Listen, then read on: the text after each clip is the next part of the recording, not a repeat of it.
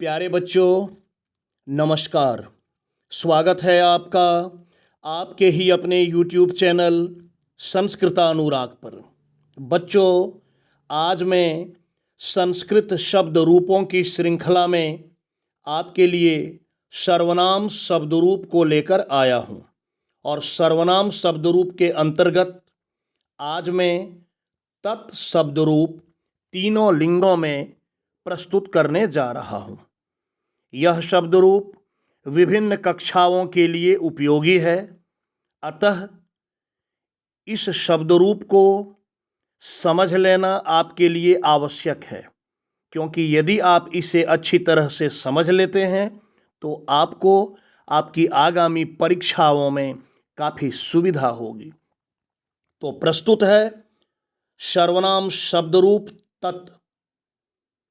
देखिए बच्चों, तत् का अर्थ होता है वह, और आज मैं तत् शब्दरूप तीनों लिंगों में पुल्लिंग, स्त्रीलिंग एवं नपुंसकलिंग में प्रस्तुत करने जा रहा हूं।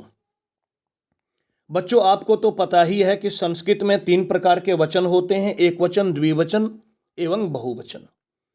और आपको यह भी पता होगा कि सर्वनाम में सप्तमी विभक्ति तक ही प्रयोग किया जाता है। सर्वनाम में संबोधन का प्रयोग नहीं होता है। अतः आज मैं आपको तत्शब्दरूप प्रथमा विभक्ति से लेकर सप्तमी विभक्ति के अंतर्गत बताने वाला हूं। देखिए, प्रथमा विभक्ति अर्थात कर्ता कारक, क्योंकि कर्ता कारक में प्रथमा विभक्ति होती है, इसलिए यहां प्रथमा लिखा है। इसका साफ तात्पर्य है कि कर्ता कारक। सह, तौ, ते। द्वितीय अर्थात कर्म कारक, क्योंकि कर्म में द्वितीय विभक्ति होती है। तम, तौ, तान। तृतीया विभक्ति अर्थात करण कारक, करण कारक में तृतीया विभक्ति होती है। तेन, ताभ्याम, तैः। चतुर्थी अर्थात संप्रदान कारक, क्योंकि संप्रदान कारक में चतुर्थी विभक्ति होती है। तस्मै, ताभ्याम, तेभ्यः। पंचमी विभक्ति अर्थात औपादान कारक, क्योंकि औपादान कारक में पंचमी विभक्ति होती है। तस्मात्, ताभ्याम, तेभ्यः। षष्ठी विभक्ति अर्थात संबंध कारक, क्योंकि संबंध कारक में षष्ठी विभक्ति का प्रयोग होता है। तस्य, तयोः, तेषाम। और सप्तमी विभक्ति अर्थात अधिकरण कारक, क्योंकि अधिकरण कारक में सप्तमी विभक्ति होती है। तस्मिन्, तयोः, तेषु। अब एक बार इस तत्शब्दरूप के पुल्लिंग का रूप मैं उच्चारण करके आपको पूरा सुना देता हूं। सह, तौ, ते, तम, तौ, तान, तेन, ताभ्याम, तेः, तस्मै, ताभ्याम, तेभ्यः, तस्मात्, ताभ्याम, तेभ्यः, तस्य, तयोः, तेषां, तस्मिन्, तयोः, तेषु। अब देखिए इसी का स्त्रीलिंग रूप अर्थात तत्शब्दरूप का स्त्रीलिंग, क्योंकि तत्शब्दरूप तीनों लिंगों में चलता है, तो आपके लिए तीनों जान लेना आवश्यक है। स्त्रीलिंग में होता है प्रथमा में सा, ते, ताः। द्वितीया में ताम, ते, ताः। तृतीया में तया, ताभ्याम, ताभिः। चतुर्थी में तस्यै, ताभ्याम, ताभ्यः। पंचमी में तस्याः, ताभ्याम, ताभ्यः।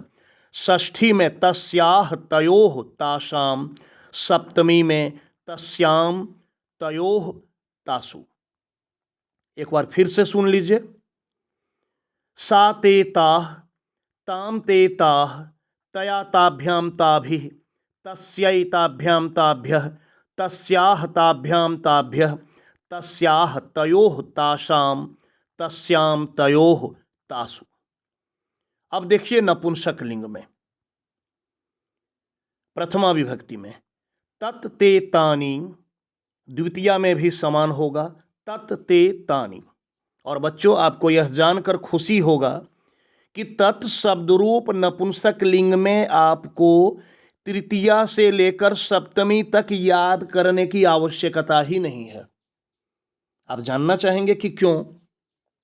क्योंकि तृतीया विभक्ति से लेकर सप्तमी तक पुल्लिंग का रूप तत् शब्द रूप पुल्लिंग में जो होता है हूबहू वही नपुंसक लिंग में भी होता है, तृतीया विभक्ति से लेकर सप्तमी तक।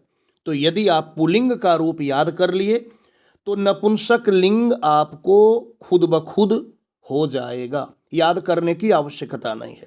सिर्फ एक आप याद कीजिए, प्रथमा का तत् ते तानि, द्वितीया में भी वही हो गया तत् ते तानि, और तृतीया से पुल्लिंग वाला रूप हूबहू आप लिख दीजिए। देखिए, तृतीया तेन ताभ्याम ते, चतुर्थी तस्मै ताभ्याम तेभ्यः, पंचमी तस्मात् ताभ्याम तेभ्यः, षष्ठी तस्य तयोः तेषां, सप्तमी तस्मिन् तयोः तेषु। एक मैं आपको दिखा देता हूं, आप देखिए, यहाँ नपुंसक लिंग में तृतीया में है तेन ताभ्याम तेह और चतुर्थी में है तस्मे ताभ्याम तेभ्यः। आप एक बार देख लीजिए पुल्लिंग का। देखिए, पुल्लिंग में तृतीया में क्या है? तेन ताभ्याम तेह और चतुर्थी में तस्मे ताभ्याम तेभ्यः। वैसे ही देखिए, पुल्लिंग में पंचमी में है तस्मात् ताभ्याम तेभ्यः, षष्ठी में तस्य तयोः तेषां और सप्तमी में तस्मिन् तयोः तेषु। आप नपुंसक लिंग का देख लीजिए, एकदम समान है, आपको अलग से याद करने की जरूरत नहीं है। देखिए, पंचमी में तस्मात् ताभ्याम तेभ्यः, षष्ठी में तस्य तयोः तेषां और सप्तमी में तस्मिन् तयोः तेषु। तो ये तत् शब्द रूप जो है वह बहुत आसान है, बहुत आसानी से इसे आप समझ सकते हैं और बहुत आसानी से आप इसे याद भी कर सकते हैं। देखिए, कुछ महत्वपूर्ण बातें मैं यहाँ लिख दिया हूँ नोट में। सर्वनाम शब्दों में संबोधन नहीं होता है, यह मैं आपको बता चुका हूँ। नपुंसक लिंग में प्रथमा एवं द्वितीया का रूप तीनों वचनों में समान होता है। आपने देखा कि नपुंसक लिंग में प्रथमा में क्या होता है?